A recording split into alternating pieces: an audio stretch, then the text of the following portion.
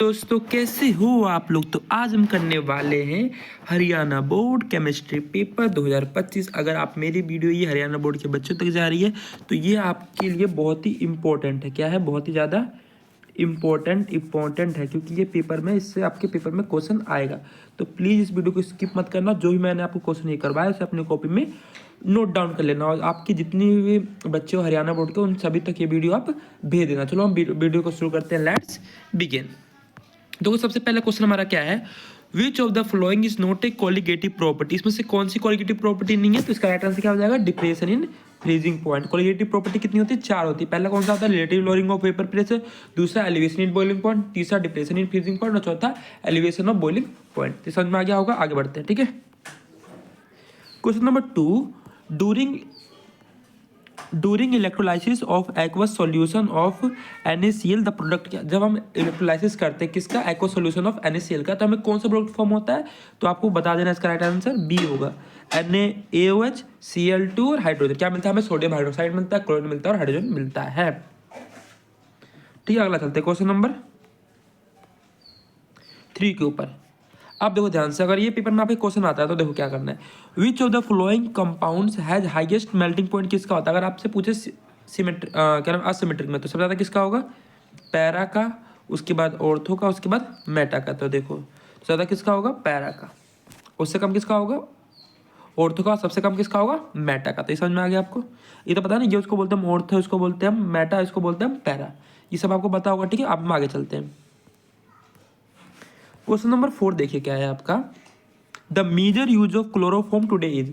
जो क्लोरोफॉर्म का आजकल यूज क्या जाता है? सबसे पहला in the production of freon refrigerant R22, B दूसरा as an anaesthetic in surgery, in the production of medicine, all of the. इसका आंसर क्या हो जाएगा? सारा ही सही है। क्या है?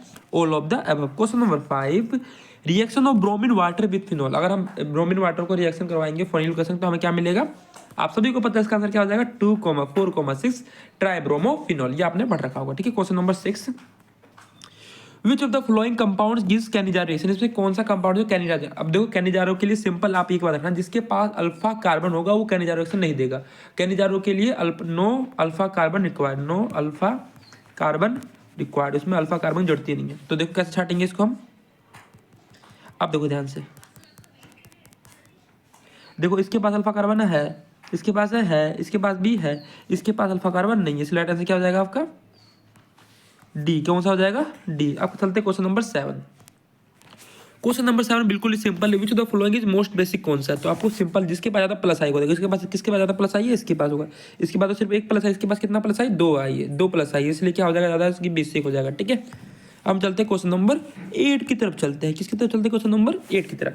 Hopman bromide degradation reaction. इसमें से कौन सा जो देखो जो प्राइमरी अमीन होता है वही शो करेगा आपका होपमैन ब्रोमाइड डिग्रेडेशन रिएक्शन। उसके अलावा कोई भी शो नहीं करता। कौन शो करता है? Primary amine. तो प्राइमरी अमीन कौन सा है? आप बोलोगे ये रहा। कौन सा है आपका? Sorry, option number A is correct. ये प्राइमरी अमीन, ये होगा नहीं, बी तो होगा नहीं, आपको पता है प्राइमरी अमीन। सी भी नहीं होगा और डी भी नहीं होगा, तो राइट आंसर क्या आ जाएगा? ए।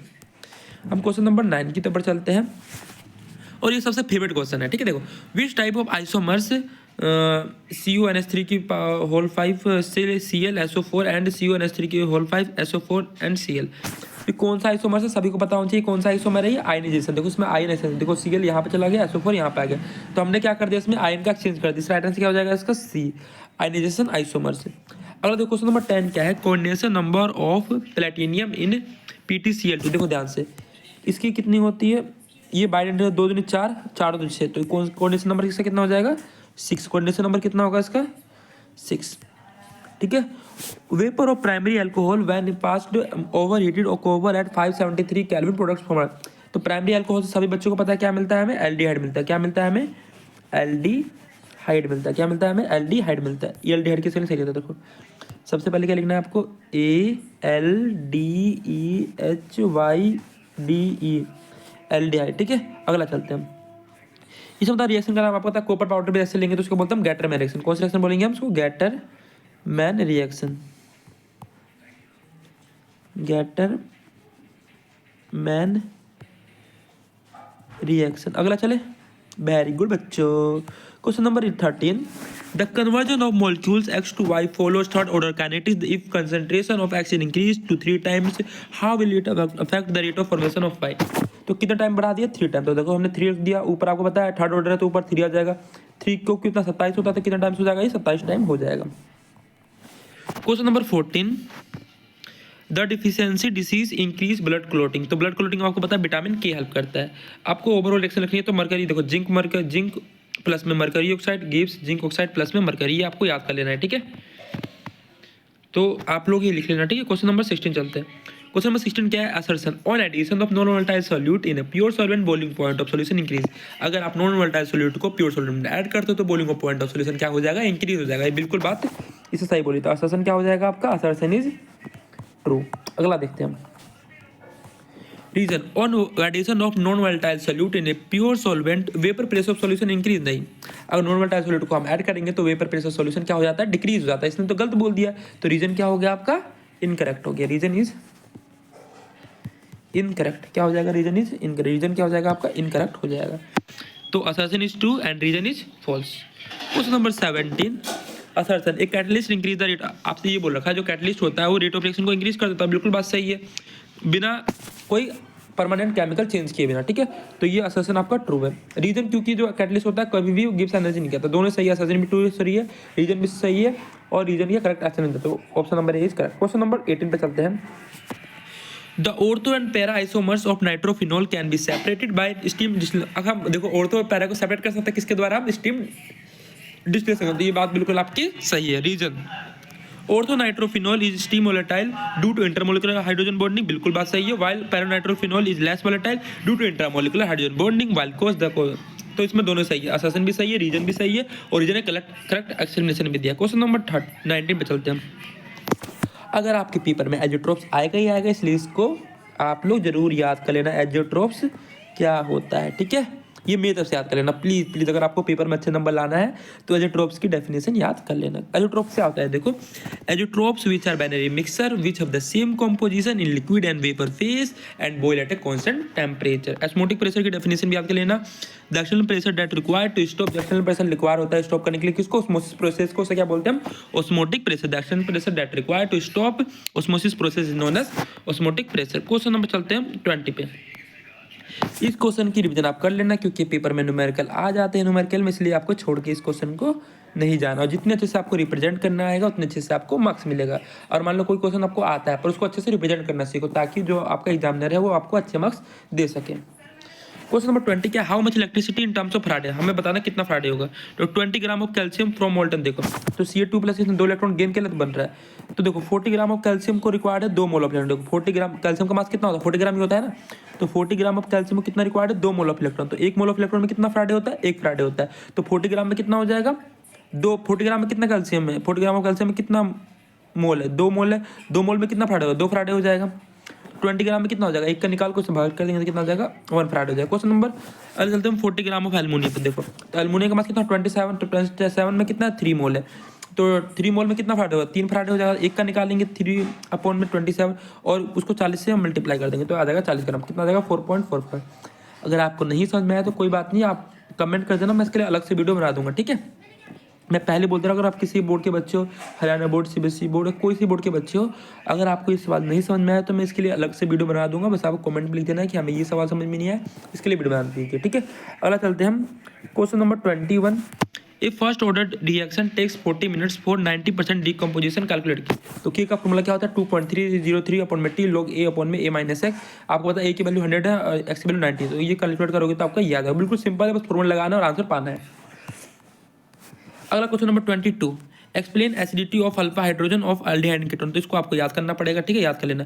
The alpha hydrogen is aldehyde ketone is acidic होता है क्योंकि जैसे हम रिमूव कर देते हैं तो इनलेट आयन फॉर्म हो जाता है जो स्टेबलाइज हो जाता है रेजोनेंस के द्वारा। The negative charge can delocalise, जो नेगेटिव चार्ज होता है वो डिलोकलाइज हो जाता है between the alpha carbon and the electronegative oxygen of the carbonyl group. अगला चलते हैं हम क्वेश्चन नंबर 23। आपको एक क्लेमसन रिडक्शन याद कर लेना है। ये क्या होता है, RC डबल बॉन्ड HR, इसकी रिएक्शन करवाओगे जिंक मरकरी विद HCl तो आपको क्या मिल जाएगा, डबल बॉन्ड हट जाएगा, यहाँ पे H2 आ जाएगा, RCH2HR। हेल वाला जेलेंसिंग की रिएक्शन देखिए, बिल्कुल सिंपल है। RCH2 देखा, यहाँ से देखो H हट जाएगा, इसकी जगह X आ जाएगा, खत्म।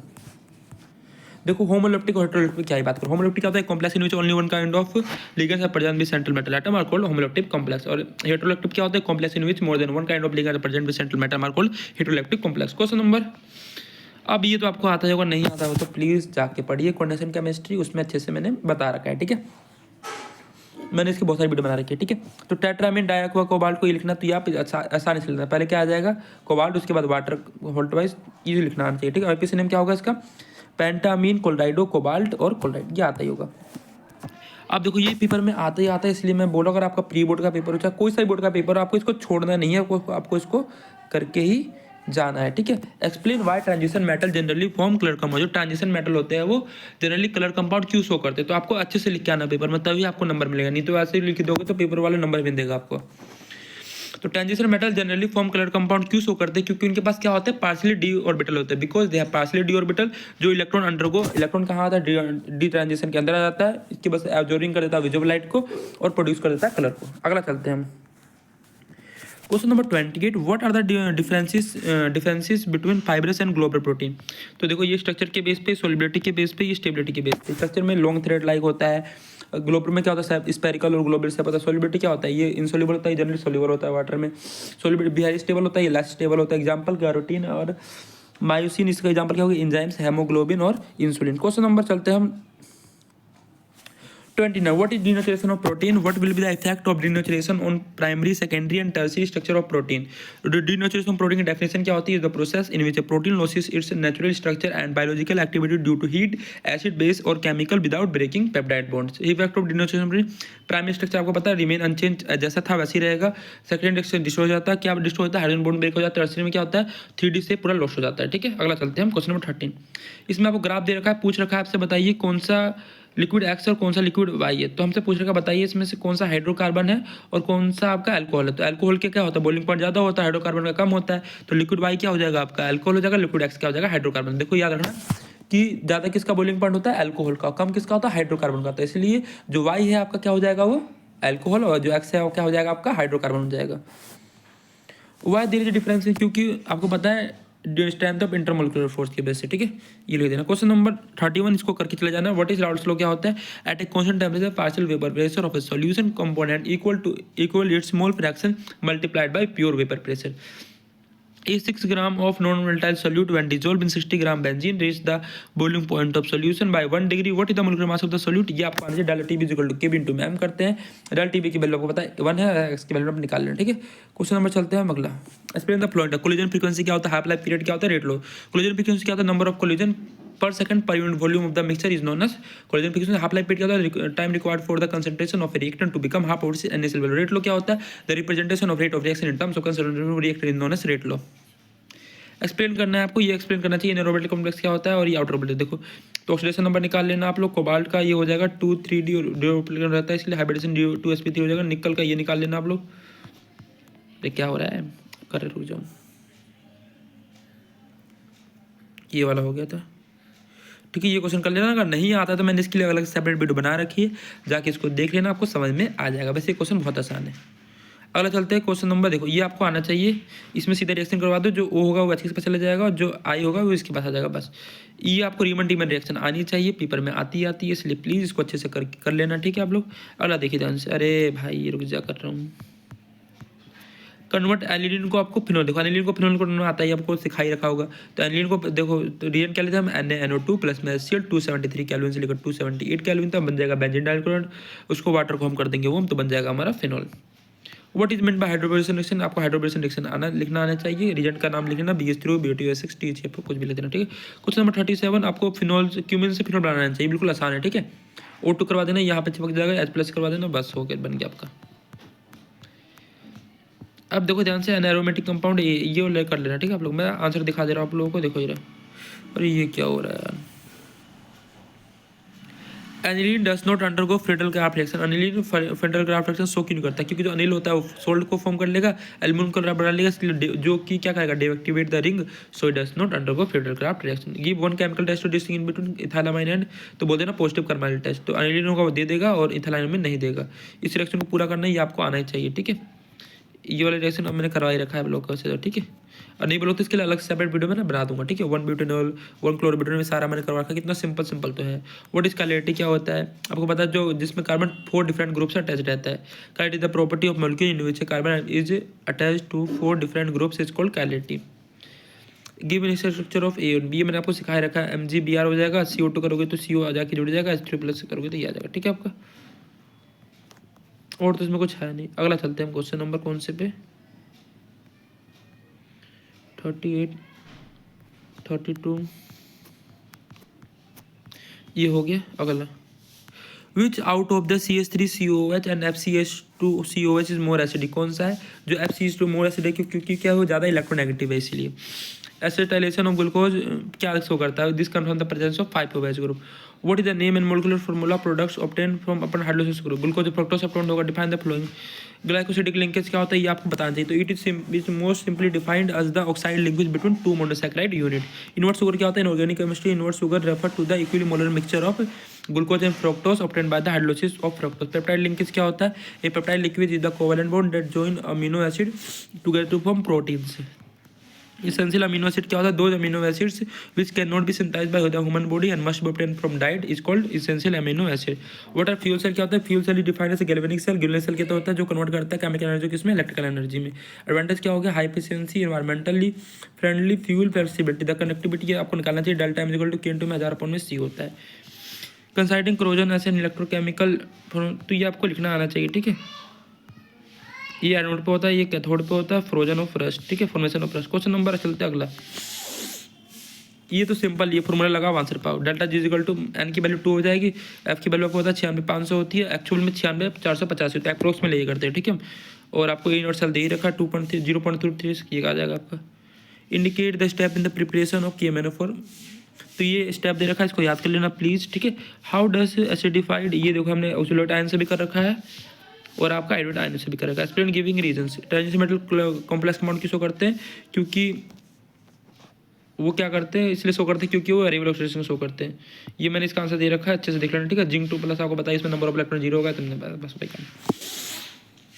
What inner transition element are they, आपको बताइए जो लास्ट इलेक्ट्रॉन एंटर होता है वो n-2 एप्सिलॉन होता है, इट्स कॉल्ड इनर्जी।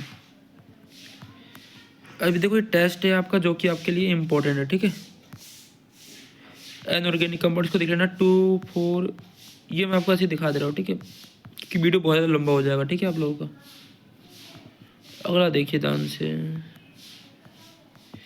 ये आप लोग कर लेना, इसमें बताना ABCD, ये आपका 2025 का पेपर है, जो कि देखो इसमें आंसर A ये रहा, B ये रहा, C ये रहा, D E F को पहले करना K2Cr2 को H2S से करवाना, फिर FeSO4 से करवाना। तो उम्मीद करता हूँ कि आपको ये वीडियो अच्छा, मुझे पता है मैंने आपको अच्छे से समझाया नहीं, तो इसके लिए आपको सॉरी।